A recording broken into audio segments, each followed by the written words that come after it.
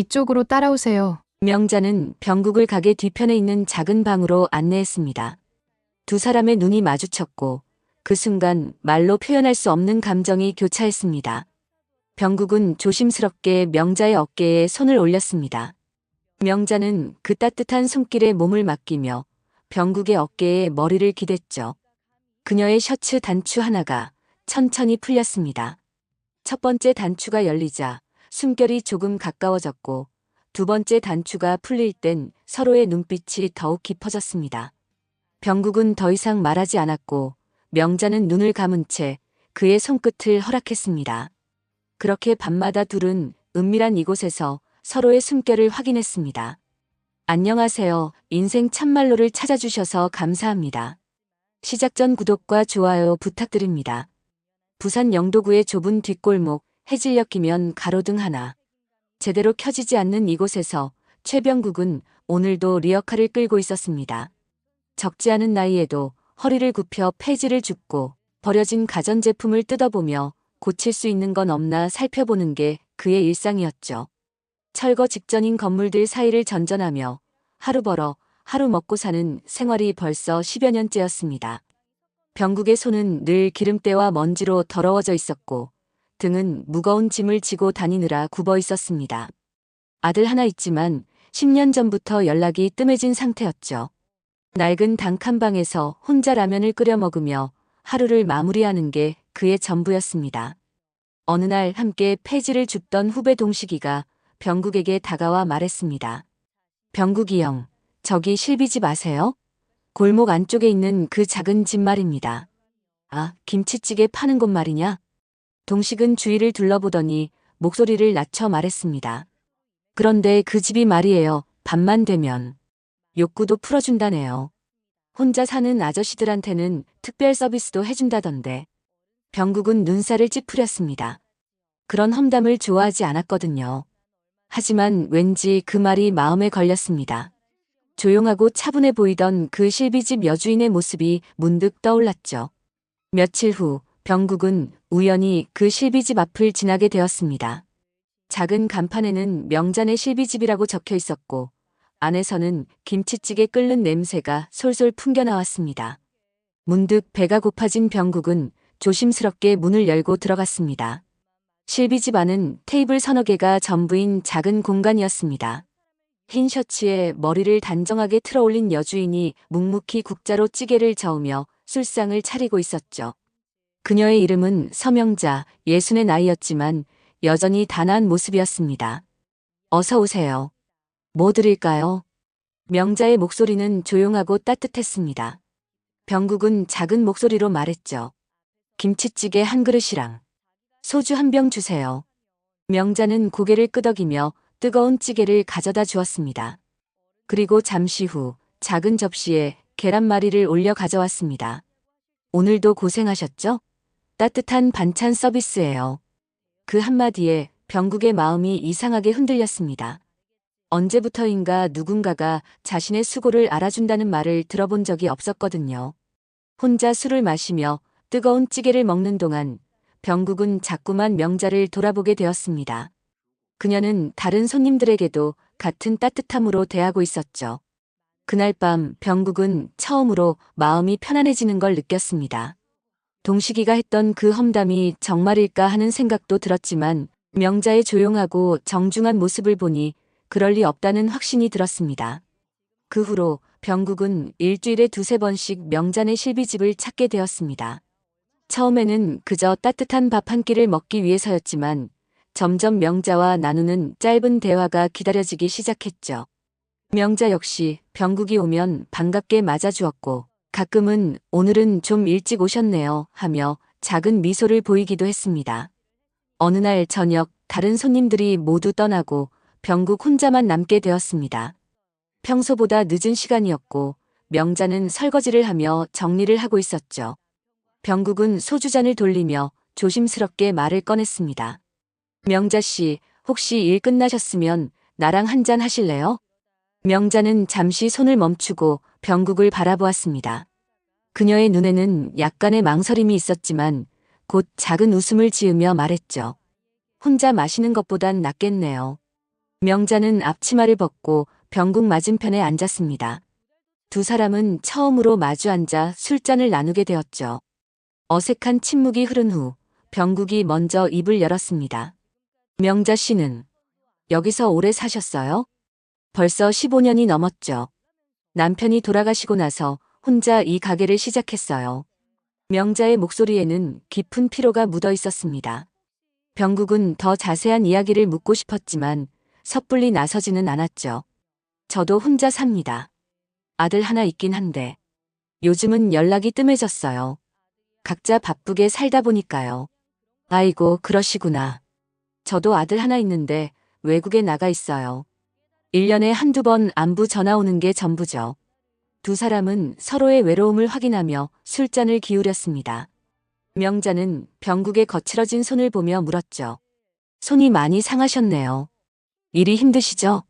뭘요? 이 나이에 할 수 있는 일이 이것뿐인데요. 어제 폐가구 수리하다가 손가락을 베었어요. 병국은 반창고가 붙은 검지를 보여주며 쓴웃음을 지었습니다. 명자는 안타까운 표정으로 그의 손을 바라보았죠. 조심하세요. 다치시면 일도 못하실 텐데. 고마워요. 누군가 걱정해주는 사람이 있다는 게 참 오랜만이네요. 그날 밤 두 사람은 각자의 지난 삶에 대해 조금씩 이야기를 나누었습니다. 명자는 남편을 잃고 홀로 가게를 꾸려가며 아들 유학비를 대던 힘겨웠던 시절을 털어놓았고, 병국은 아들과의 관계가 소원해진 마음을 조심스럽게 말했죠. 아들놈이 취직하고 나서부터는 연락이 부쩍 줄었어요. 뭐 이해합니다. 젊은 애들은 자기 일로 바쁘니까요. 그래도 아버지 생각은 하고 있을 거예요. 표현을 잘 안 할 뿐이죠. 명자의 위로에 병국은 고개를 끄덕였습니다. 이름도 나이도 제대로 나눈 게 처음인 그날 밤이었지만 두 사람은 서로의 고독에 깊이 공감하고 있었죠. 명자 씨는 언제부터 혼자 사셨어요? 남편이 심장마비로 갑자기 돌아가신 게 15년 전이에요. 그때 아들이 고등학생이었는데 유학 보내려고 이 가게 시작했죠. 힘드셨겠어요. 혼자서 아들까지 키우시고. 뭐든 해야 살 수 있으니까요. 그런데 아들이 잘 커져서 다행이에요. 가게 문을 잠그고 나서 명자는 병국에게 말했습니다. 오늘 이야기 나눠서 좋았어요. 오랜만에 속 깊은 얘기를 했네요. 저도요. 앞으로도 가끔 이렇게 얘기할 수 있을까요? 물론이죠. 나도 사람입니다. 말을 안 할 뿐이죠. 그날 밤 병국은 오랜만에 누군가와 진솔한 대화를 나눈다는 게 이렇게 소중한 일인지 새삼 깨달았죠. 그렇게 몇 주가 지나면서 병국과 명자는 서로에게 조금씩 마음을 열어가고 있었습니다. 병국은 일이 끝나면 어김없이 명자네 실비집을 찾았고, 명자도 병국이 오는 시간에 맞춰 따뜻한 반찬을 준비해 두곤 했죠. 두 사람 사이에는 말로 표현하지 않아도 통하는 무언가가 생겨나고 있었습니다. 어느 날 저녁 병국은 평소보다 늦게 가게에 도착했습니다. 폐가구 수리일이 예상보다 오래 걸렸던 거죠. 명자는 이미 다른 손님들을 정리하고 혼자 설거지를 하고 있었는데 병국이 들어오자 반가운 미소를 지었습니다. 늦으셨네요. 많이 바쁘셨나 봐요. 죄송해요. 일이 좀 늦어져서. 혹시 너무 늦었나요? 아니에요. 어서 앉으세요. 김치찌개 끓여놓은 게 있어요. 명자는 병국을 위해 따뜻한 찌개를 데워 주었습니다. 병국은 찌개를 먹으며 오늘 있었던 일들을 이야기했죠. 폐가구를 고치다가 손가락을 또 다쳤다는 말에 명자는 걱정스러운 표정을 지었습니다. 자꾸 다치시네요. 정말 조심하세요. 명자가 병국의 상처난 손가락을 살펴보며 안타까워하자 병국은 문득 마음이 뭉클해졌습니다. 오랫동안 누군가가 자신을 걱정해준다는 느낌을 받지 못했거든요. 순간적으로 병국은 명자의 손을 살짝 잡았습니다. 명자 씨. 명자는 깜짝 놀라며 병국을 바라봤지만 그 손을 뿌리치지 않았습니다. 오히려 가만히 그대로 있어 주었죠. 두 사람의 눈이 마주쳤고 그 순간 말로 표현할 수 없는 감정이 교차했습니다. 병국 씨, 이런 마음이 드는 게 이상하죠? 이상하지 않아요. 저도 똑같은 마음이거든요. 가게 안이 조용해지자 명자는 병국을 뒤편에 있는 작은 방으로 안내했습니다. 그곳은 명자가 잠시 쉬거나 짐을 보관하는 공간이었는데 낡은 소파와 작은 테이블이 전부인 소박한 방이었죠. 가로등 빛이 작은 창문 사이로 들어와 방 안을 은은하게 비추고 있었습니다. 두 사람은 소파에 나란히 앉았고 서로의 숨결이 조용한 공간에서 교차했죠. 이렇게 누군가랑 나란히 있는 게 처음이에요. 명자가 떨리는 목소리로 말했습니다. 저도 마찬가지예요.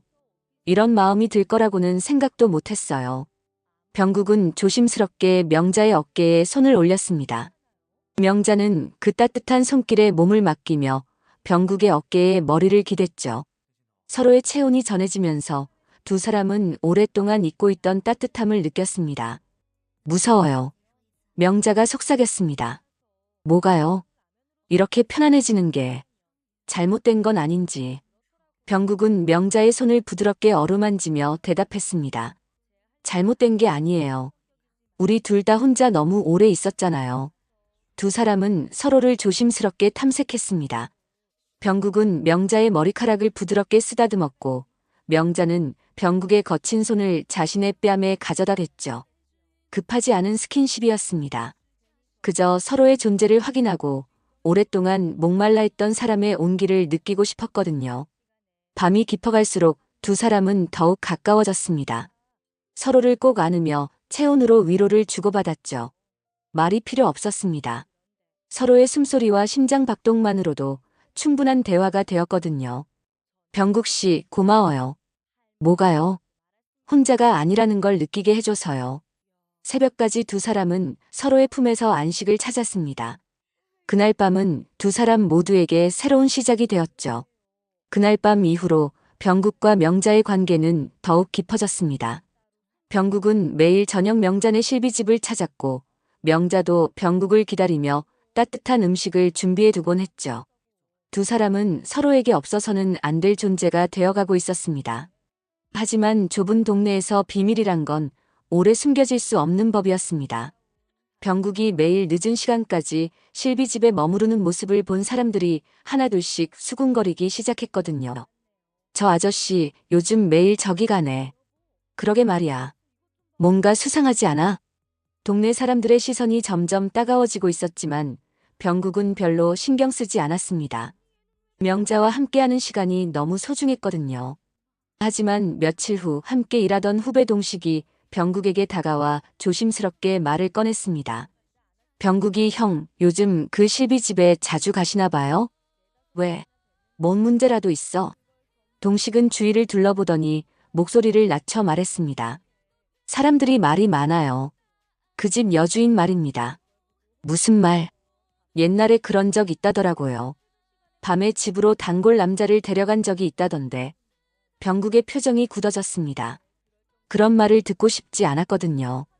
그런 헛소문 믿냐? 명자 씨는 그런 분이 아니야. 형, 저도 그냥 들은 얘기라. 그런데 동네 아줌마들이 계속 그런 말을 하니까요. 동식이 떠난 후에도 그 말이 병국의 머릿속에서 맴돌았습니다. 명자는 정말 품이 있고 조용한 여성이었는데 왜 그런 소문이 돌고 있는 걸까요? 병국은 혼란스러웠습니다. 며칠 동안 병국은 명자를 바라보는 시선이 예전과 달라졌습니다. 명자가 다른 남자 손님들에게 친절하게 대하는 모습을 보면서도 이상한 의심이 들기 시작했거든요. 하지만 그런 마음을 숨기려고 노력했습니다. 그러던 어느 날 저녁 병국은 결국 참지 못하고 명자에게 물어보았습니다. 다른 손님들이 모두 떠나고 둘만 남았을 때였죠. 명자 씨, 제가 뭐 좀 물어봐도 될까요? 네, 뭐든지 물어보세요. 병국은 한참을 망설이다가 입을 열었습니다. 혹시 예전에 그런 적 있어요? 남자 손님을 특별히 대해준 적 말입니다. 명자의 표정이 순간 굳어졌습니다. 병국의 말에 담긴 의미를 알아차린 거죠. 무슨 말씀이세요? 사람들이 그런 말을 해서 옛날에 밤에 남자 손님을 데려간 적이 있다고. 명자의 얼굴이 창백해졌습니다. 오랫동안 듣고 싶지 않았던 그 소문을 병국의 입에서 듣게 된 거였죠. 병국 씨도 그런 말을 믿으세요? 아니에요. 그런데 사람들이 계속 그런 말을 하니까 정말 궁금했어요. 명자는 말없이 술잔을 내려놓았습니다. 그리고 천천히 일어서며 뒷방으로 향했죠. 명자 씨, 어디 가세요? 오늘은 일찍 들어가고 싶어요. 명자는 뒷방 문을 닫고 더 이상 나오지 않았습니다. 병국은 한참을 기다렸지만 명자는 끝내 나오지 않았죠. 결국 병국은 혼자 가게를 나설 수밖에 없었습니다. 다음 날 병국이 실비 집을 찾아갔을 때 가게 문에는 허리 통증으로 당분간 휴업합니다라는 쪽지가 붙어 있었습니다. 병국은 문을 두드려 봤지만 아무 대답이 없었죠. 그 후로 일주일이 지나도록 실비 집은 문을 열지 않았습니다. 병국은 매일 가게 앞을 지나가며 혹시나 하는 마음으로 살펴봤지만 늘 굳게 닫힌 문만 보였을 뿐이었습니다. 병국은 자신이 했던 그 말을 후회하기 시작했습니다. 명자를 얼마나 상처 입혔을까 하는 생각에 밤잠을 이루지 못했죠. 명자를 의심했던 자신이 너무 미웠습니다. 병국은 명자가 예전에 말했던 걸 기억해냈습니다. 지금도 그 집에서 살아요. 남편 돌아가시고 난 뒤 혼자 그대로 남았죠. 어디 갈 데도 없었고요.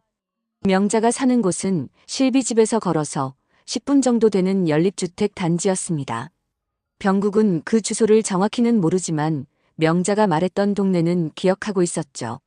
며칠을 고민한 끝에 병국은 결국 명자를 찾아가기로 마음먹었습니다. 사과를 하고 싶었거든요. 오후 늦은 시간 병국은 그 동네로 향했습니다. 허름한 연립주택들이 늘어선 골목을 걸으며 명자를 찾고 있을 때였습니다. 마침 장을 보고 돌아오던 명자와 우연히 마주쳤습니다. 명자는 비닐봉지를 들고 있었는데 병국을 보자 깜짝 놀라며 걸음을 멈췄죠.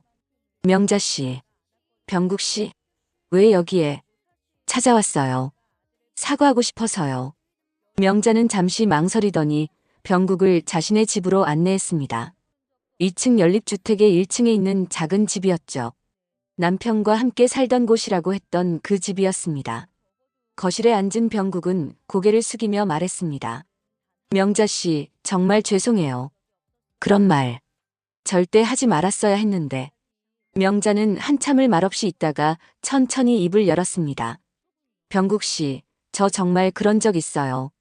병국은 고개를 들어 명자를 바라봤습니다. 예상하지 못한 대답이었거든요. 남편이 사망하고 나서 빚더미에 앉았어요. 보험금도 없었고 아들 유학비까지 마련해야 했죠. 그때 정말 막막했어요. 명자의 목소리는 떨리고 있었습니다. 오랫동안 꺼내고 싶지 않았던 이야기를 하는 거였죠. 단골 손님 중에 한 분이 있었어요. 중년 남성이었는데 어느 날 저에게 말하더라고요. 외로워서 그러니 말벗이 돼달라고. 병국은 숨을 죽이고 명자의 이야기를 들었습니다. 그날 밤 정말 돈이 급했어요. 아들 학비 때문에 미치겠더라고요. 그래서 그분을 집으로 모셨어요. 명자의 눈에 눈물이 고였습니다. 하지만 정말 술만 따르고 돌아왔어요. 그분도 정말 외로웠나 봐요. 밤새 자기 얘기만 하시더라고요. 아내를 잃고 혼자 사는 게 너무 힘들다고. 명자 씨, 저는 아무 남자하고나 그러는 사람 아닙니다. 그런데 그 후로 헛소문이 퍼졌어요. 몸 파는 여자라고. 정말 아무것도 하지 않았는데 말이에요. 그 후론 단 한 번도 그런 제안을 받지도 않았어요. 받을 생각도 없었고요. 명자는 눈물을 닦으며 계속 말했습니다. 그날 내가 왜 그랬을까요? 정말 후회돼요. 그 하루 때문에 15년 넘게 그런 시선을 받으며 살아야 했어요. 병국은 무릎을 꿇고 명자 앞으로 다가갔습니다. 제가 정말 잘못했어요. 당신을 의심한 거, 그게 제일 큰 죄예요. 병국 씨, 명자 씨가 어떤 분인지 누구보다 잘 아는데 왜 그런 말을 했을까요? 정말 미안해요. 병국은 명자의 손을 꼭 잡으며 말했습니다. 다시는 그런 의심하지 않을게요. 약속해요. 명자는 병국의 진심 어린 사과를 받으며 마음의 짐을 조금 덜 수 있었습니다. 오랫동안 혼자 감춰왔던 비밀을 털어놓으니 오히려 마음이 편해졌거든요. 고마워요, 병국 씨. 이해해줘서. 두 사람은 서로를 끌어안으며 화해했습니다. 그날의 오해는 오히려 두 사람을 더욱 가깝게 만들어 주었죠. 화해를 한 후 병국은 명자의 집으로 들어가게 되었습니다. 더 이상 혼자 지낼 이유가 없었거든요. 두 사람은 함께 밥을 짓고 서로의 약을 챙겨주며 진짜 가족처럼 지내기 시작했습니다. 병국은 새벽에 일을 나가고 명자는 저녁이면 따뜻한 밥상을 차려놓고 병국을 기다렸죠. 일주일 후 명자는 다시 실비집 문을 열었습니다. 하지만 예전과는 달랐습니다. 병국이 함께 있다는 걸 알게 된 동네 사람들의 시선이 더욱 따가워졌거든요. 저 두 사람 같이 산다던데. 그러게 말이야. 결혼도 안 하고. 아이고, 저 나이에 뭘. 명자가 장을 보러 나가면 동네 아줌마들이 수군거리는 소리가 들렸고 병국이 폐지를 주우러 다닐 때도 사람들의 시선이 곱지 않았습니다. 특히 예전부터 떠돌던 소문 때문에 명자를 바라보는 시선은 더욱 차가웠죠. 저 여자 옛날에 그랬었는데 또 남자 들였네. 이런 말들이 명자의 귀에 들어올 때마다 가슴이 아팠습니다. 병국도 마찬가지였죠. 사람들의 곱지 않은 시선을 받으며 걸어가는 명자를 보면 미안한 마음이 들었거든요.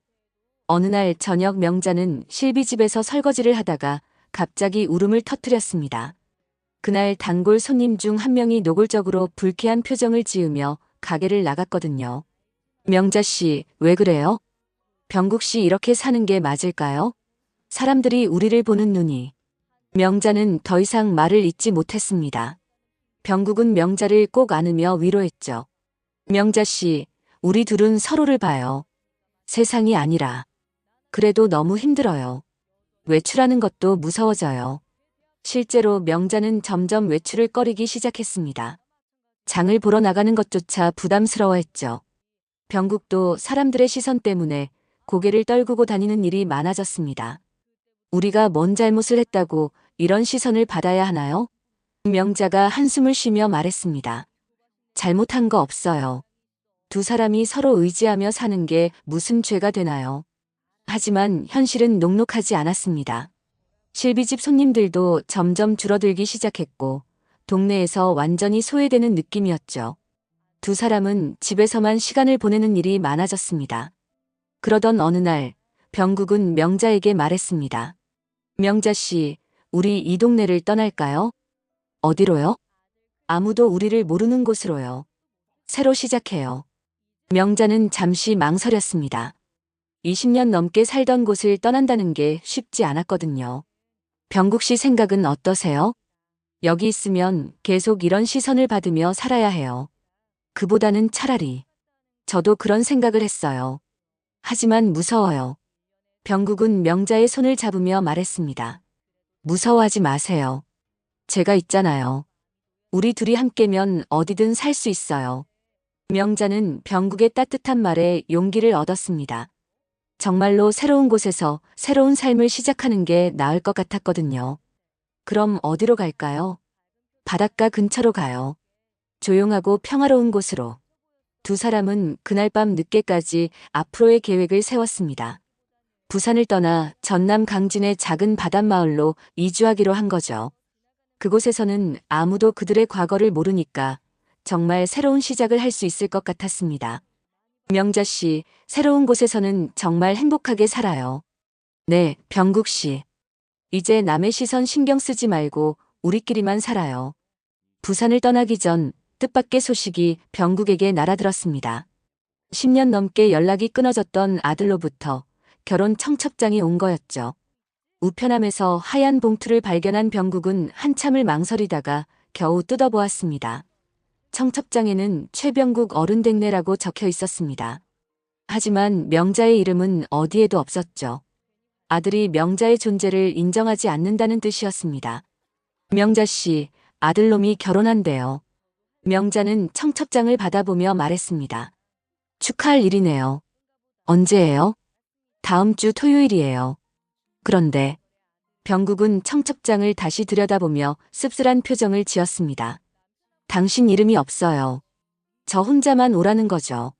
명자는 담담하게 미소를 지었습니다. 당연하죠.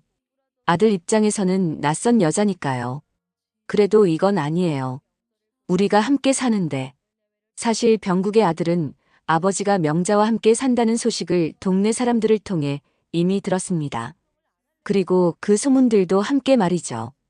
아들은 아버지가 그런 여자와 함께 산다는 걸 받아들일 수 없었거든요. 며칠 후 아들이 직접 전화를 걸어왔습니다. 아버지, 결혼식에 오실 거죠? 응, 가야지. 내 결혼식인데. 그런데 혼자 오세요. 다른 분은 데려오지 마시고요. 병국의 얼굴이 굳어졌습니다. 다른 분이라니 무슨 말이냐? 아버지도 아시잖아요. 제가 누구 말하는지. 명자 씨 말이구나. 왜 안 돼? 아버지 그분이 어떤 분인지 다 알고 있어요. 결혼식에 그런 분을 데려올 순 없어요. 병국의 목소리가 높아졌습니다. 그런 분이라니. 내가 뭘 안다고 그런 말을 하냐. 동네 사람들한테 다 들었어요. 옛날에 그런 일을 했던 분이라고. 그건 사실이 아니야. 사람들이 지어낸 소문일 뿐이고. 어쨌든 안 돼요. 혼자 오세요. 전화가 끊어진 후 병국은 한참을 멍하니 서 있었습니다. 명자는 병국의 표정을 보며 모든 걸 알아차렸죠. 아들분이 저를 반대하시나 봐요. 명자 씨. 괜찮아요. 이해해요. 아들 입장에서는 당연한 일이죠. 하지만 병국은 받아들일 수 없었습니다. 그날 밤 병국은 명자에게 말했죠. 명자 씨, 저 결혼식 안 갈래요. 왜요? 아들분 결혼식인데. 당신과 같이 못 간다면 난 안 가겠어요.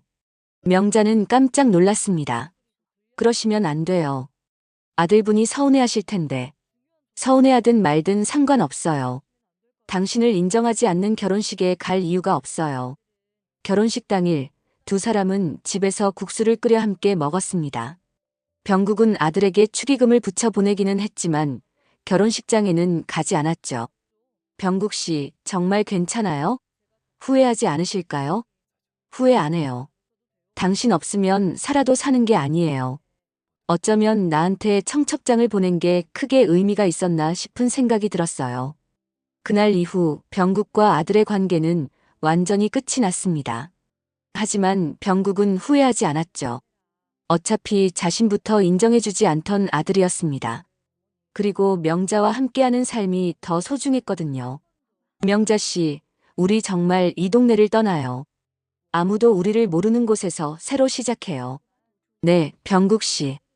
이제 정말 떠나야겠어요. 며칠 후 두 사람은 짐을 꾸려 전남 강진의 작은 바닷마을로 향했습니다. 부산에서의 모든 기억을 뒤로하고 진짜 새로운 인생을 시작하기 위해서였죠. 강진 바닷마을은 정말 조용하고 평화로운 곳이었습니다. 작은 텃밭이 있는 단층집을 구해서 정착했고 두 사람은 마당에서 채소를 기르며 소박하지만 행복한 일상을 만들어갔습니다. 강진 바닷마을에 정착한 지 벌써 한 달이 지났습니다. 작은 단층집에는 텃밭과 마당이 있어서 두 사람은 매일 호미를 들고 흙을 만지며 시간을 보냈죠. 병국은 새벽에 일어나 우물에서 물을 길어다가 채소에 물을 주고 명자는 방금 딴 상추와 깻잎으로 소박한 밥상을 차렸습니다. 병국 씨, 여기 와서 정말 좋아요. 아무도 우리를 이상하게 보지 않으니까. 그러게요. 이웃 아주머니들도 친절하고 여기서 늙어가도 좋겠어요. 마을 사람들은 서울에서 내려온 노부부라고 생각하고 있었습니다.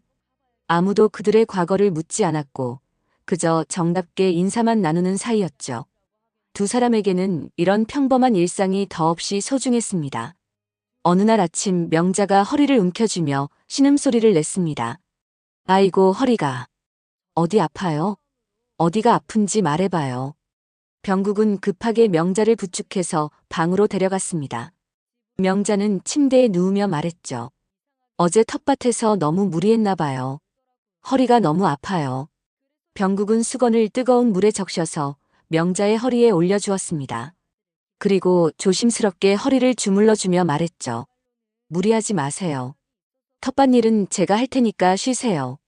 고마워요, 병국 씨. 당신이 없었으면 어떻게 살았을까요? 그날 밤 두 사람은 나란히 누워 조용히 이야기를 나누었습니다. 바깥에서는 바람 소리와 함께 바다의 파도 소리가 들려왔죠. 명자 씨, 우리 여기 온 지 한 달이 되었네요. 벌써 그렇게 됐나요? 시간이 참 빨라요. 부산에 있을 때 생각해 보세요. 얼마나 힘들었는지. 명자는 병국의 손을 꼭 잡으며 말했습니다. 그때는 매일이 고통이었어요. 사람들 시선도 그렇고 혼자 견뎌내기 힘들었거든요.